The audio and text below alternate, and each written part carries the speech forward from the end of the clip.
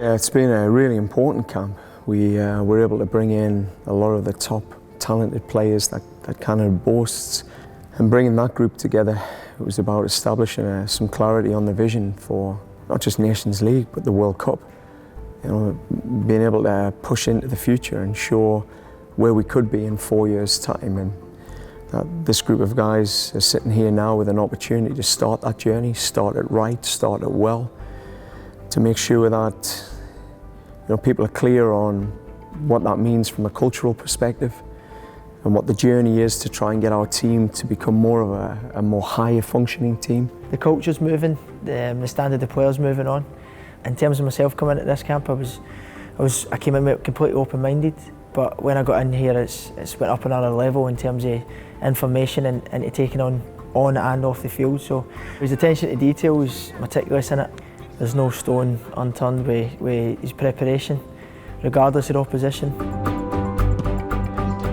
On paper and even on a pitch, been training with the guys for now a couple of days, and obviously I know these guys from the past.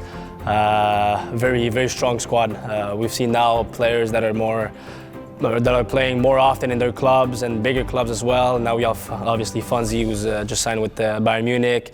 We have Larin, Besiktas, Scott with Rangers, Junior playing in the Premier League. We have, I forgot a lot of names here, but this is one of the strongest, maybe the strongest team I've been with in the national program, and it's obviously exciting, for the future, and especially because of these guys. They're so young, including myself. I'm only 23 years old now. It's very good, to be here and to have a clear vision as well, and to have objectives that are now possible for us to achieve. And this is the main thing that's been different from the past, I think.